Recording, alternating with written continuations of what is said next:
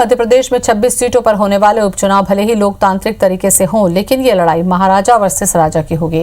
खास तौर पर ग्वालियर चंबल की सीटों पर, अंचल की 16 सीटों पर बीजेपी की ओर से सिंधिया की प्रतिष्ठा दांव पर है। इधर दिग्विजय सिंह भी इस अंचल से ताल्लुक रखते हैं, लिहाजा कांग्रेस की जीत की जिम्मेदारी दिग्विजय और उनके बेटे जयवर्धन सिंह पर है।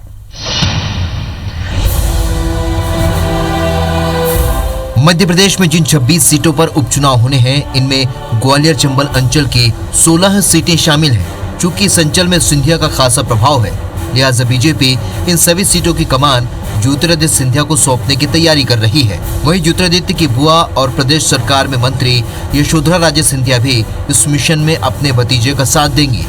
बीजेपी ने यशोधरा को करैरा, पोहरी और बमूरी सीट का प्रभारी बनाया है। भारतीय जनता पार्टी में किसी भी वर्ग के और कितने ही उच्च कुल के व्यक्ति जब आते हैं तो वो भारतीय जनता पार्टी के कार्यकर्ता बन जाते हैं, एक स्वयंसेवक की भूमिका में आ जाते हैं। राजमाता इसका एक बहुत बड़ा उदाहरण है। तो उसी परंपरा को आगे बढ़ाने का काम ज्योतिरादित्य सिंधिया जी कर रहे हैं। 2018 के विधानसभा चुनाव में कांग्रेस ने सिंधिया के नेतृत्व में ग्वालियर चंबल अंचल की 34 में से 26 सीट पर परचम लहराया था, जिसके बूते कांग्रेस की सत्ता में वापसी हुई थी।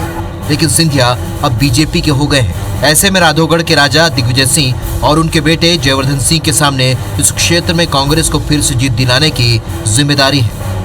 26 सीटों के उपचुनाव होने हैं और निश्चित रूप से आप ये मानकर चलिए कि इस चुनाव के अंदर महल जिसके सिंधिया जी जिसका प्रतिनिधित्व करते हैं उसकी हार होगी और कांग्रेस पार्टी की जीत होगी। सिंधिया की सलाह पर ही सरकार ने ग्वालियर चंबल अंचल से 8 मंत्री बनाए हैं। उन्हें भारी भरकम विभाग दिए गए हैं। जाहिर है ये सब उपचुनाव जीतने की रणनीति का हिस्सा है। ऐसे में ग्वालियर चंबल में बीजेपी की जीत की जिम्मेदारी सिंधिया पर ही है।